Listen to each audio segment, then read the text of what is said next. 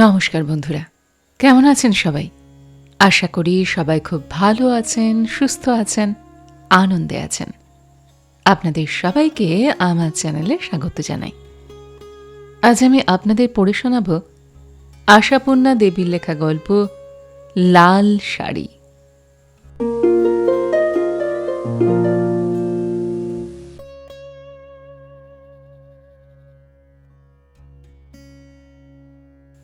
অনাদিবাবু স্ত্রীকে শ্মশানে লইয়া যাইবার ভার চাপিল আমাদেরই ঘাড়ে। মৃত্যুটা এমনই আকস্মিক যে করিবার আর কিছুই ছিল না। শুধু সার্টিফিকেটের জন্যই একজন ডাক্তারকে আনা হইল। ধ্রুবেশবাবু খাট ও ফুল আনিতে গেলেন। সুবোধ নরবরে বাইকখানায় চাপিয়া বাহক জোগাড় করিতে ছুটিল। আর নিস্তব্ধ রাতের অসীম অন্ধকারের পটভূমিকায় বিদ্যুৎবাতি জ্বালাইয়া মৃতদেহ আগলাইয়া বসিয়া রহিলাম আমি। অথচ অনাদিবাবুর সঙ্গে এমন কিছু হৃদ্যতা কাহারও ছিল না যে এতটাই করিবার প্রয়োজন হইত। উপস্থিত থাকিলে অনাদিবাবু আমাদের ডাকিতেন কিনা সন্দেহ। অফিসের কাজে দিন কয়েকের জন্য কোথায় যেন গিয়েছেন অনাদিবাবু, এইটুকু মাত্র শুনিয়াছিলাম। ভুলিতে যাইতেও দ্বিধা করি নাই।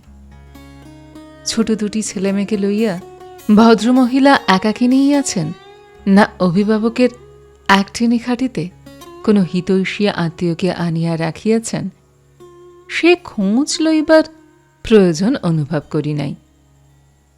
শুদ্ধান্তপুরের নির্মল অন্ধকারের গভীর গুহায় প্রতিবেশীর সন্ধানী দৃষ্টির উঁকি যে অনাদিবাবুর অত্যন্ত অপ্রীতিকর, সে খবরটা জানা ছিল বলিয়াই নিরভিভাবক প্রতিবেশিনীর তত্ত্ব তলাশ করিবার মতো কর্তব্য বুদ্ধিও জাগ্রত ছিল না। মাঝখান হইতে ভদ্রমহিলা হঠাৎ মরিয়া বসিয়া যে পাড়াশুদ্ধ ভদ্রলোককে এমন বিপদে ফেলিবেন, এ কথা কবে কে ভাবিয়াছিল? রাত বোধ করি 12টার কাছাকাছি। বিছানায় আশ্রয় লইয়াছি, অথচ ঘুম আসে নাই। এমনই একটি মোহময় মুহূর্তে সহসা পাশের বাড়ির গোলমালে উঠিয়া বসিলাম। দেখিলাম অনাদিবাবুর বাড়ির সমস্ত আলোগুলি জ্বলিতেছে।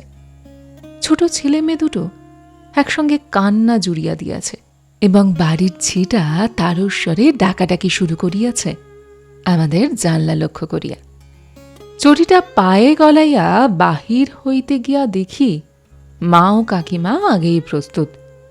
আমাকে দেখিয়া উদ্বিগ্ন মুখে কহিলেন, ওদের কর্তা তো বিদেশে, গিন্নির যদি ভালো মন্দ কিছু হয়ে থাকে কি হবে তার? বলিলাম, হবে আর কি, মৃত্যুর দূত তো কারোর বিদেশ থেকে ফেরবার আশায় বসে থাকে না। বলিলাম বটে, কিন্তু নিজেও খুব বেশি ভরসা বোধ করিতেছিলাম না। শুনিলাম এক ঘুমের পর উঠিয়া হঠাৎ বাচ্চা মেয়েটাকে ডাকিয়া বলিয়াছিলেন, বড় গরম, বাতাস বাতাস কর একটু খুকু। হতচকিত শিশু হাত পাখা সংগ্রহ করিয়া আনিবার আগে খাটের উপর হইতে গড়াইয়া মাটিতে মুখ গজিয়া পড়িয়া গিয়াছেন। মৃত্যুর সংক্ষিপ্ত ইতিহাস এই। পরবর্তী ইতিহাসও অলঙ্কার বহুল নয়। তাহাদের কোনো আত্মীয়কে আমরা চিনি না যে ঘটা করিয়া শোক করিবার জন্য সংবাদ দিয়া আনাইব। বাড়ির বাকি 3টি বাসিন্দা এই বিষয়ে কোনো সাহায্যই করিতে পারিল না। অতএব বাসি মরা হইবার ভয়ে নিছক প্রতিবেশীর মনোভাব লইয়া কর্তব্যানুরোধেই পাড়ার আরও কয়েকজন ভদ্রলোককে ডাকিয়া তুলিয়া ধ্রুবেশবাবুকে খাট ও ফুলের মালা এবং সুবোধকে বাহক আনিতে পাঠাইয়া সব দেহ আগলাইয়া বসিয়া আছি। ঘরের বাহিরে দালানে মৃদু আলোকে দীর্ঘ ছায়া ফেলিয়া কাকিমা ছোট্ট ছেলেটাকে চাপড় মারিয়া মারিয়া ঘুম পাড়াইবার চেষ্টা করিতেছেন, কিন্তু তাহার একটানা আবদারের কান্না এখনো বন্ধ হয় নাই। অপেক্ষাকৃত বড় মেয়েটা সেই একবার যা চিৎকার করিয়া উঠিয়াছিল, তাহার পর হইতেই একেবারে নির্বাক হইয়া মাটিতে পুতুলের মতো নিথর বসিয়া আছে। আমার মার বোধ হয় তখনও কৌতূহল নিবৃত্তি হয় নাই। ঝিকে ডাকিয়া পুনঃ পুনঃ এ অদ্ভুত আকস্মিক মৃত্যু কাহিনীর পুঙ্খানুপুঙ্খ আলোচনা করিয়া দেখিতেছেন কোনো সূত্র, কোনো হদিশ মেলে কিনা। সন্দেহ যে আমারও হয় নাই এমন নয়, কিন্তু ডাক্তার যখন হার্ট ফেলিওর বলিয়া বিজ্ঞ অভিমত ব্যক্ত করিয়া গেল, তখন সন্দেহকে মাথা তুলিতে না দেওয়াই ভালো। হাঙ্গামা তাহাতে বাড়িবে বই কমিবে না।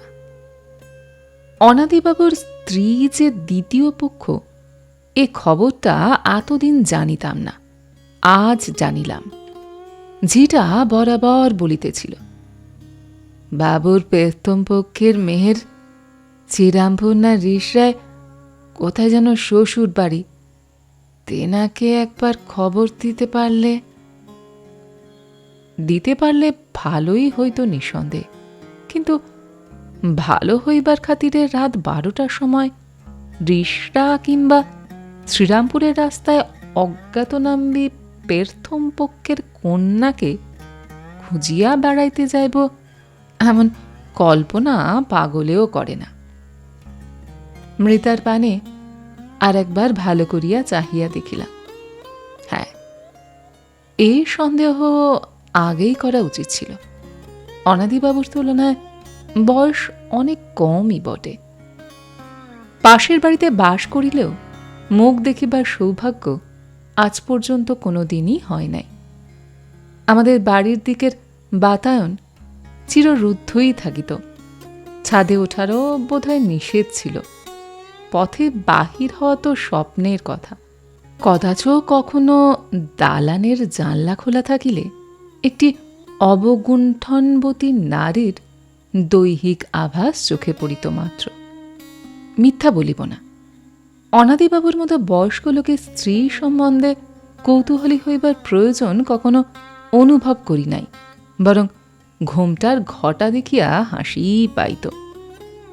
বিশ্বসত্য সমস্ত পুরুষকেই যে অনাদিবাবু সন্দেহের চোখে দেখেন, এ খবরটুকুও কানাঘুষায় কানে আসিত। কিন্তু অমন তো কত লোকেরই স্বভাব থাকে, এমন কিছু নতুন নয়। নতুন লাগিতেছে অনাদি যার আকস্মিক মরিয়া যাওয়ার ভঙ্গি। ঘরে তীব্র আলো জ্বলিতেছে এবং চির অবগুণ্ঠনবতী সমস্ত লজ্জা, ভয়, দ্বিধা, সংকোচ অনায়াস মহিমায় পরিত্যাগ করিয়া নির্লজ্জ নির্মিমেষ দৃষ্টিতে সেই প্রখর আলোর পানে চাহিয়া স্থির হইয়া শুইয়া আছে। স্বল্পাবরণ দেহে একখানি চাদর টানিয়া ঢাকা দিয়াছিলাম, কিন্তু না দিলেই বা ক্ষতি ছিল কি? জগতের সমস্ত পুরুষের উপরই ওরা সমান অগ্রাহ্য। শিথিল এলাইত দেহে সেই অপরিসীম অবহেলার ছবি। অবাক হইয়া ভাবিতেছি, এমন একখানি মুখের সঙ্গে এতদিন পাশাপাশি বাস করিয়া আসিতেছি, অথচ কোনো দিন দেখি নাই। জীবন্ত থাকিতে না জানি কত অপূর্বই ছিল। এমন মুখে হর্ষ, বিষাদ, রাগ, অনুরাগের বিদ্যুৎ দীপ্তি কি সুন্দরভাবেই খেলিত। কি জানি, হয়তোবা এই ভালো, এই পাংশু অধরের কোণে যে বিজয়িনীর দর্পিত হাসির আভাস ফুটিয়া উঠিয়াছে। কারাবাসিনী অবগুণ্ঠিতা কোথায় পাইত সে হাসি? মধ্যরাত্রিতে ঘুম ভাঙাইয়া শ্মশান যাত্রী জোগাড় করা সহজ নয়। সুবোধ আশঙ্কাতিরিক্ত দেরি করিতেছে। ধ্রুবেশবাবু ফুলের মালার সঙ্গে ভালো মতো 2টি তোড়াও আনিয়া ফেলিয়াছেন। শিশিখানেক সুগন্ধি এবং একথান সিঁদুর আনিতেও ভোলেন নাই। এই কাজ করিতে করিতে ধ্রুবেশবাবু চুল পাকাইয়া ফেলিলেন। অনুষ্ঠানের ত্রুটি হয় না। শাড়ির কথাটা মনে পড়াইয়া দিলেন তিনি। এক মুখ ধোঁয়া ছাড়িয়া হাসিয়া বলিলেন, নতুন কাপড় পরানোর একটা রীতি ছিল, এইবার সে প্রথা ঘুচল। বলে, জ্যান্ত মানুষ এই কাপড় পরতে পারছে না, তা মরা। কি বলো হে তারক? ধ্রুবেশবাবুকে কোনোদিনই অশ্রদ্ধা করি না, কিন্তু আজ তাহার এই অর্থহীন হাসি এবং প্রগলভ ধূমপান অত্যন্ত বিসদৃশ্য ঠেকিল। দেবমন্দিরের ভেতর কাহাকেও জুতো পায়ে ঢুকিতে দেখিলে যেমন বিরক্তি বোধ হয়, তেমনি বিরক্তিভাবে বলিলাম, কিন্তু এ শাড়ি পরিয়েও তো নিয়ে যাওয়া যায় না ধ্রুবেশবাবু। যায় না বললে করছো কি হে? তবে দেখো, যদি চেলি টেলি কিছু থাকে, অনেকে তো দেখি বউ মরলে শখ করে চেলি পরিয়ে নিয়ে যায়। তা যার বউ, তিনি তো হাওয়া। এ যে সেই, কার শ্রাদ্ধ কে করে, খোলা কেটে বামুন মরে। বুঝিলাম ধ্রুবেশবাবুর ওপর রাগ করা বৃথা। ক্রমান্বয়ে এই কাজ করিতে করিতে নির্বিকার হইয়া গিয়াছেন ভদ্রলোক। মাকে ডাকিয়া বলিলাম, মা, ঝিটাকে বলো তো বাক্স খুলে তার একখানা ভালো শাড়ি বার করে দিক। ঝিটা প্রথমে ভয় খাইল, বাবু আসিয়া নাকি আস্ত রাখিবেন না তাহাকে। অবশেষে আমার ধমকে রাজি হইল। আঁচল হইতে চাবি খুলিয়া লইলাম। চাবির অধিকারিণী এক তিলও আপত্তি করিল না। তেমনি নিষ্পলক নেত্রে বিজুলি বাতির প্রখর আলোটার পানে চাহিয়া থাকে। চোখ কি উহার জ্বালাও করে না? হ্যাঁ, ঠিক হইয়াছে, লাল শাড়ি, রূপালী জরির আলপনা আঁকা লাল বেনারসি। যে শাড়ি পরিয়া একদিন এই ঘরের চৌকাঠের ভেতর আসিয়া আশ্রয় লইয়াছিলে, সেই শাড়িখানি পরাইয়া বাহির হইয়া চলো এদের গণ্ডি ভাঙিয়া, চৌকাঠ ডিঙাইয়া, সুদূর দিগন্তের উন্মুক্ত স্বাধীনতায়। কিন্তু এতই বা ভাবিবার কি আছে? অনাদিবাবু স্ত্রী আমার কে? আশ্চর্য! মৃতের প্রেমে পড়িয়া গেলাম নাকি? অবশেষে সুবোধও আসিল। আলতা, সিঁদুর, পুষ্পগন্ধ কিছুরই ত্রুটি হইল না। চিরসন্দিগ্ন অনাদিবাবুর লোহার কৌটোয় লুকাইয়া রাখা রূপসী স্ত্রী রাজেন্দ্রাণীর মতো সাজিয়া নিরাবরণ মুখে কলিকাতার রাস্তার ওপর দিয়া সদর্পে চলিয়া গেল। অনাদিবাবু আসলেন দিন তিনেক পরে। অফিসের ঠিকানা জোগাড় করিয়া নারায়ণবাবু তাহার করিয়া দিয়াছিলেন। লোকটা যে অত্যন্ত মোশরাইয়া পরিবেশ, এ বিষয়ে সন্দেহ ছিল না। শুধু তো শোক নয়, অত্যাচারীর অনুশোচনা কম তীব্র নয়। ডাক্তারের জবাবে পুলিশের জবাবদিহির হাত হইতে রেহাই পাইলেও বিষ খাওয়ার সন্দেহটা পল্লবিত হইতে বিলম্ব হয় নাই। এমন কোনো হিতৈষী কি অনাদিবাবুর নাই যে দেশে পা দেবার সঙ্গে সঙ্গে সুখবরটা কর্ণগোচর করিয়া দিবে? সকালবেলা আর ভদ্রলোকের সঙ্গে দেখা করিতে মন হইল না। ভাবিলাম রাত্রে যাইব। মাতৃহীন শিশু দুটি আমাদের বাড়িতেই ছিল দুদিন। মাকে বলিয়া গেলাম, অনাদিবাবু চাহিবার আগে পাঠাইয়া কাজ নাই। হয়তো ভাবিবেন আর একটা বেলাও। কিন্তু সন্ধ্যাবেলায় বাড়ি আসিয়া যা শুনিলাম, শুধুই অদ্ভুত নয়, ব্রহ্মাণ্ড জ্বলিয়া উঠিবার পক্ষে যথেষ্ট। সকালবেলা আমি বাহির হইবার সঙ্গে সঙ্গেই অনাদিবাবু নাকি প্রায় ধুলা পায়েই আসিয়া আমাদের উদ্দেশ্যে যাচ্ছে তাই করিয়া শিশুদের লইয়া গিয়াছেন। দেখা করিতে যাইবার প্রবৃত্তি আর হইল না, কিন্তু তিনি নিজেই আসিলেন। ভাবিলাম বোধ করি সে রাত্রের খরচটা শোধ করিতে আসিয়াছেন। মানি লোক, কিভাবে জিনিসটা প্রত্যাখ্যান করিব ভাবিতেছি। হঠাৎ গম্ভীর প্রশ্ন কানে আসিল, আমার স্ত্রীর সঙ্গে মশায়ের কতদিনের আলাপ ছিল? প্রশ্নের ভঙ্গিটা যতটা অরুচিকর, ততটা বিরক্তির সঙ্গেই প্রতি প্রশ্ন করিলাম। আলাপ ছিল? এ সন্দেহের মানে? আছে মানে? আমি তো আর দুগ্ধপোষ্য শিশু নই যে এই সাদা কথাটাও বুঝব না। আলাপ না থাকলে অত দরদ কিসের মশাই? মরে গেলে পুড়িয়ে আসাটা যদি দরদের লক্ষণ হয়, সে দরদ একদিন আপনার উপরও দেখাবো, ভয় নেই। ভীমরুলের চাকের মতো মুখ বাঘের মতো হইয়া উঠিতেছে। মরণ ডাকা হচ্ছে আমার, কিন্তু আর লাভ কি? পাখি তো খাঁচা ভেঙে হাওয়া, দরদ নয়, শুধু মরে গেলে পুড়িয়ে আসা। বলি, আমার বাড়ির চড়াও হয়ে আমার পরিবারকে ফুলের মালা, ফুলের তোড়া দিয়ে যাবার কি দরকার ছিল শুনি?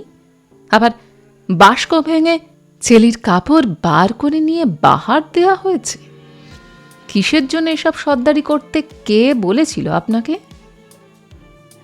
বলেছিল আমার বিবেক।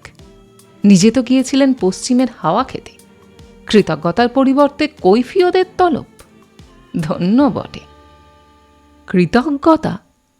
কৃতজ্ঞতা কিসের শুনি? আমার পরিবার আমার ঘরে মরে পচুক, আপনাদের মাথা ব্যথা কেন? এসেন্স পাউডার মাখাবার আসপদ্দা হয় কোন আইনে? পরস্ত্রীর গায়ে হাত ঠেকাতে লজ্জা করে না? খুব তো লম্বা চওড়া কথা। শিক্ষিত বলে গুমর। অন্যের উপস্থিতিতে তার ঘরে ঢুকে যা খুশি করার আইন আছে কিনা খোঁজ করেছিলেন? স্তম্ভিত হইলেও উত্তর দিলাম, সেই বেআইন কাজটুকুর জন্যই যে আপনাকে আইনের প্যাচে পড়তে হলো না, সে খোঁজ রাখেন? এতক্ষণে ঘানি টানতে হতো যে। ডাক্তারটি নেহাত নারায়ণবাবুর পরিচিত বলেই এ যাত্রা বেঁচে গেছেন, তা জানেন? হ্যাঁ, ঘানি অমনি রাস্তায় পড়ে আছে। আগেরটা গলায় দড়ি দিলে তাই বড়। যাজ্ঞে ওসব কথা। কিন্তু আপনার কাছে আমি কৈফিয়ত চাই। কোন সাহসে 200 টাকার কাপড়খানা নষ্ট করে এলেন? জি আপনাকে বারণ করেনি?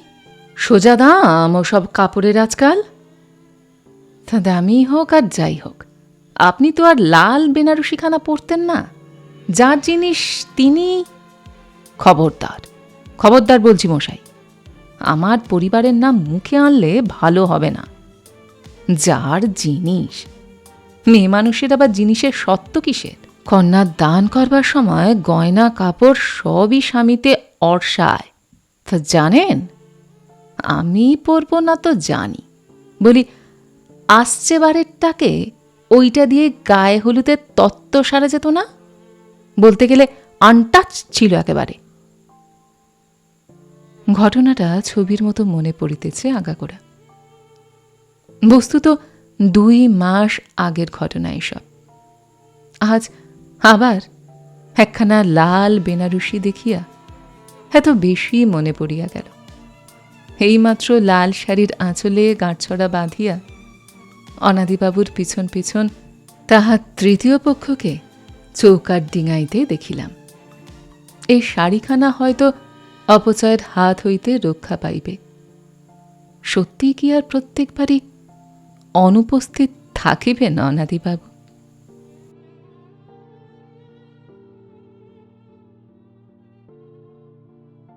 গল্পটি এখানে সমাপ্ত হলো। আপনারা এতক্ষণ শুনছিলেন আশাপূর্ণা দেবীর লেখা গল্প লাল শাড়ি। গল্পটি আপনাদের কেমন লাগলো বা আমার গল্প পাঠ আপনাদের কেমন লাগলো কমেন্ট সেকশনে অবশ্যই লিখে জানান। যদি আমার গল্প পাঠ আপনাদের ভালো লেগে থাকে তাহলে আশা করব লাইক শেয়ার অবশ্যই করবেন। আর এই ধরনের সুন্দর সুন্দর কাহিনী আরও শুনবার জন্য আমার চ্যানেলটিকে সাবস্ক্রাইব করতে ভুলবেন না কিন্তু। তবে আজ এই পর্যন্ত। আমি খুব তাড়াতাড়ি আবারও অন্য কোনো কাহিনী নিয়ে আপনাদের কাছে চলে আসছি। সবাই খুব ভালো থাকবেন, সুস্থ থাকবেন, আনন্দে থাকবেন। নমস্কার।